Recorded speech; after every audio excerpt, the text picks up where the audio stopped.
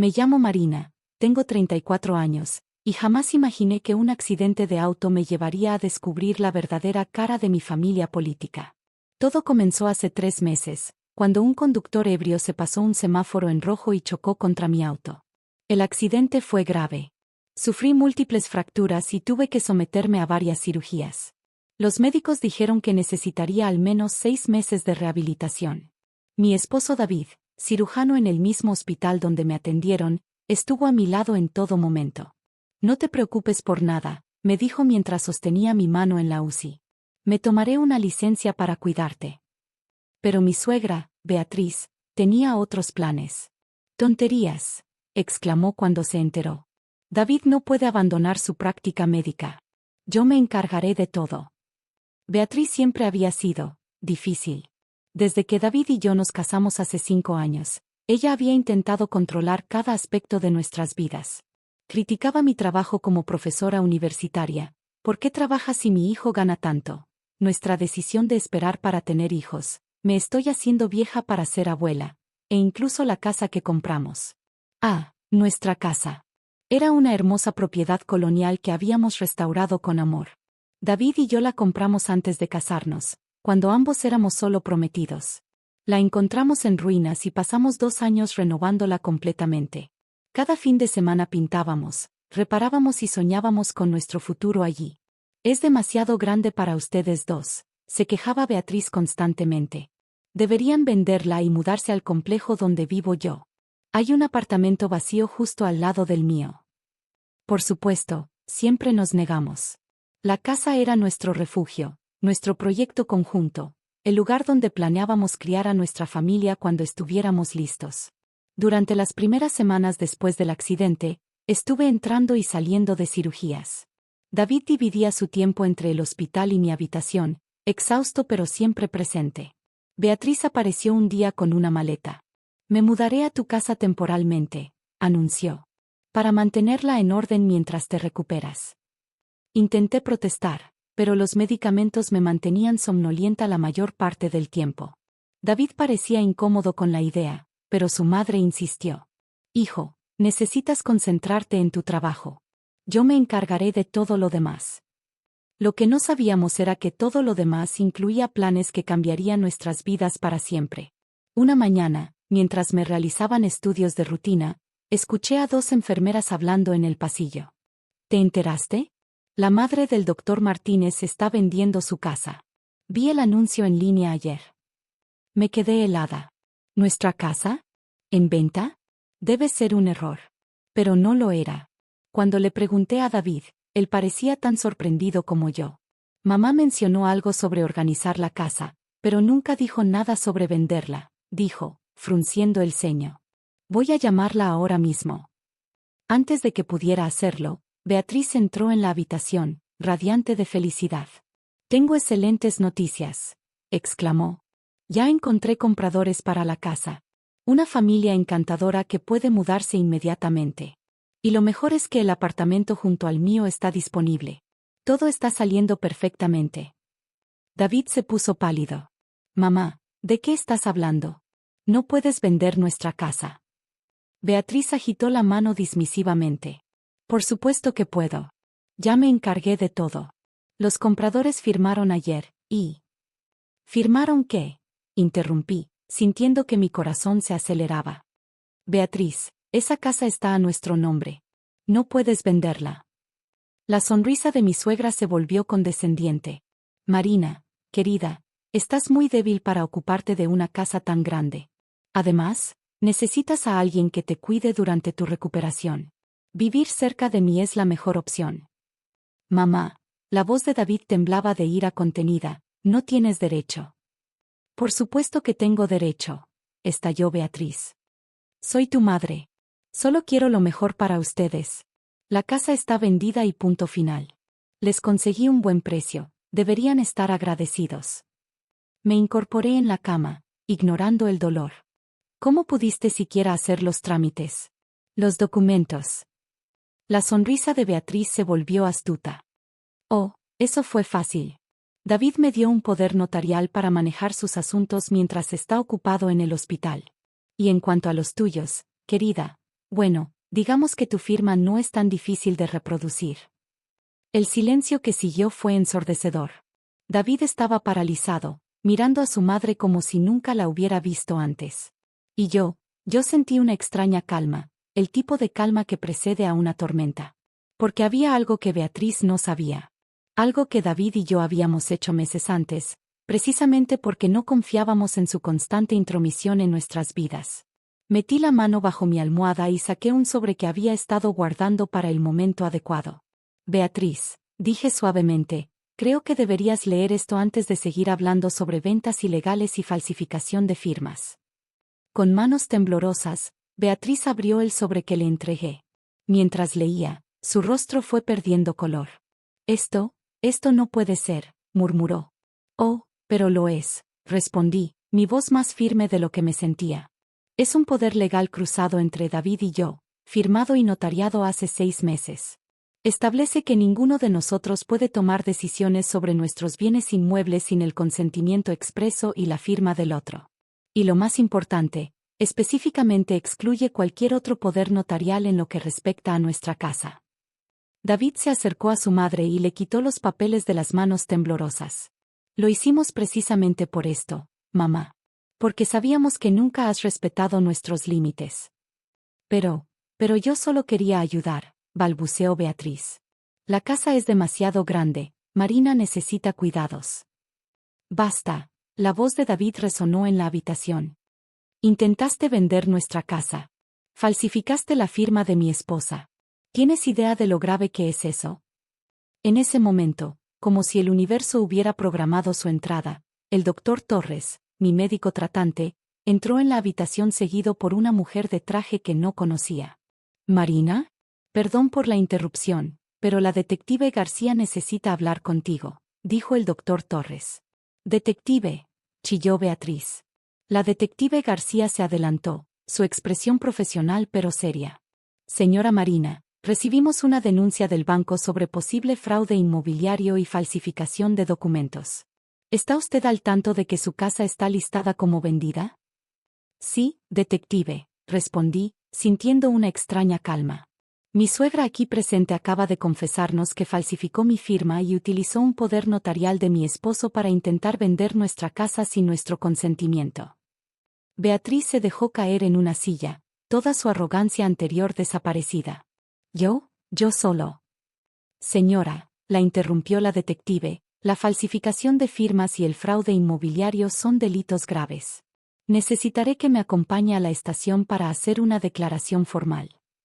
No pueden hacerme esto, gritó Beatriz, levantándose de un salto. David, diles algo. Soy tu madre. David se pasó una mano por el rostro, luciendo 10 años más viejo. ¿Y qué hay de los compradores, mamá? ¿Qué les dijiste? ¿Cuánto dinero recibiste? Antes de que Beatriz pudiera responder, la detective intervino. Ya hemos congelado la transacción y el dinero. Los compradores están cooperando con la investigación. Con urgencia porque su nuera estaba muriendo y su hijo necesitaba el dinero para tratamientos experimentales. Sentí que la sangre se me helaba en las venas. ¿Mi suegra había usado mi accidente para estafar a una familia inocente? También, continuó la detective, encontramos transferencias sospechosas desde la cuenta donde se depositó el adelanto. Señora Beatriz, ¿le gustaría explicar los 50,000 pesos que transfirió a una cuenta en las Islas Caimán? El rostro de Beatriz se transformó. La máscara de madre preocupada se cayó completamente, revelando algo feo y desesperado debajo. Todo es culpa de ella, gritó señalándome. Desde que llegó a nuestras vidas. Mi hijo era feliz antes. Iba a casarse con Valentina, la hija de mi mejor amiga. Viviríamos todos juntos. Pero ella lo arruinó todo con sus ideas de independencia. David se interpuso entre su madre y mi cama. ¿Valentina? ¿La que se casó hace 3 años? Mamá, ¿has estado planeando esto desde que conocí a Marina? Las lágrimas corrían por el rostro de Beatriz, arruinando su perfecto maquillaje. Esa casa debería haber sido para todos nosotros. Una familia unida. Pero ustedes la restauraron solos, tomaron sus propias decisiones, ni siquiera me dieron una llave. Señora, necesito que me acompañe ahora, dijo la detective, haciendo una seña a dos oficiales que esperaban en el pasillo. No pueden arrestarme. Soy una Martínez. Mi esposo fue juez. Su esposo fallecido estaría muy decepcionado, dijo David en voz baja. Papá siempre decía que la ley es igual para todos. Mientras los oficiales escoltaban a una Beatriz histérica fuera de la habitación, el doctor Torres se acercó a revisarme. Mi presión arterial estaba alta, y me administraron un sedante suave. David se sentó junto a mi cama, tomando mi mano. Lo siento tanto, amor. Nunca pensé que llegaría tan lejos. Señor Martínez, interrumpió la detective, que aún no se había ido. Hay algo más que necesitan saber. Encontramos documentos en la computadora de su madre. Al parecer, esto no es la primera vez que intenta algo así. Los documentos que encontró la detective García revelaron una historia mucho más oscura de lo que imaginábamos. Durante años, Beatriz había estado involucrada en diversos esquemas de fraude inmobiliario. Encontramos evidencia de al menos 5 casos similares, explicó la detective. Aprovechaba situaciones de vulnerabilidad, divorcios, enfermedades, accidentes. Se ganaba la confianza de las familias y luego, bueno, hacía exactamente lo que intentó hacer con ustedes. David escuchaba en silencio, su mano apretando la mía con tanta fuerza que casi dolía. ¿Qué pasó con esas familias?, pregunté. La mayoría perdió sus casas. Beatriz utilizaba documentos falsificados y una red de contactos en notarías y bancos. Para cuando las víctimas se daban cuenta, el dinero había desaparecido en cuentas offshore. Y nadie la denunció antes. La detective suspiró. Su apellido de casada, el respeto que la gente tenía por su difunto esposo. Además, era muy cuidadosa en elegir víctimas que no tuvieran los recursos para pelear legalmente. Hasta ahora, añadió David, su voz ronca. Los días siguientes fueron un torbellino de declaraciones, abogados y periodistas. La historia de la respetable viuda del juez Martínez, estafando a familias vulnerables, se convirtió en noticia nacional. Una mañana, mientras hacía mis ejercicios de rehabilitación, recibimos una visita inesperada. Era una mujer mayor, apoyada en un bastón. «Marina Martínez», preguntó desde la puerta. «Soy Clara Ruiz. Tu suegra me quitó mi casa hace 3 años». Durante la siguiente hora, Clara nos contó su historia. Su esposo había sufrido un derrame cerebral, y Beatriz se había ofrecido a ayudar con los papeles del seguro médico.